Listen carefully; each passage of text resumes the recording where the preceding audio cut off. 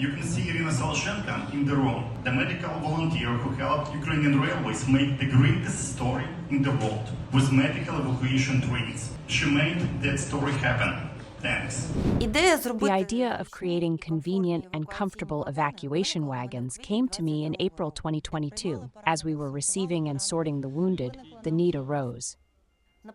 At the beginning of the full-scale war, we were living in the receiving department of the Kyiv Military Clinical Hospital in a barracks setting.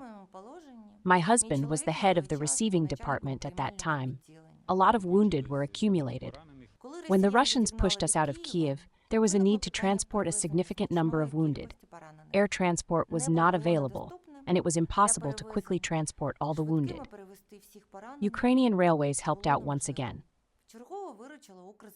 The first 2 evac wagons appeared in Ukraine.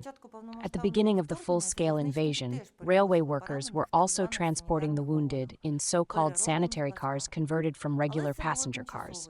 But this was a temporary solution.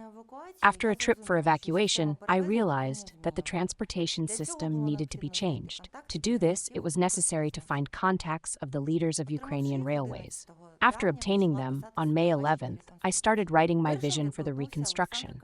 The first to respond was Oleksandr Kamyshin, who said, "Let's do it."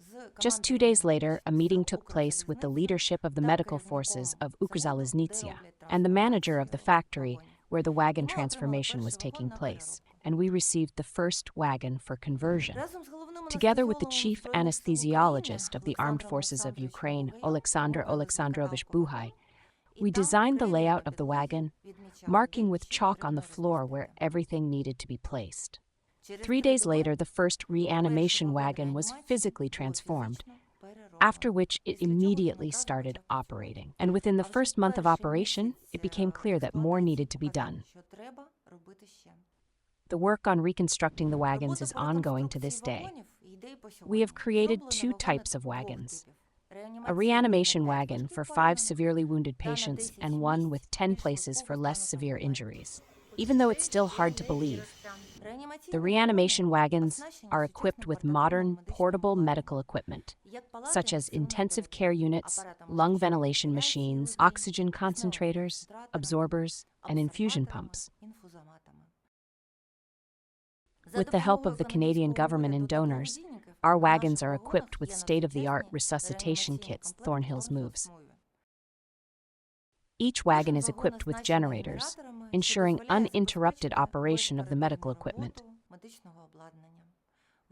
All wagons have additional air conditioners, adding comfort during evacuation. Both medical and non-medical equipment generators were acquired with the help of the charitable foundation Kolo, the command of the medical forces, and Ukrzaliznytsia.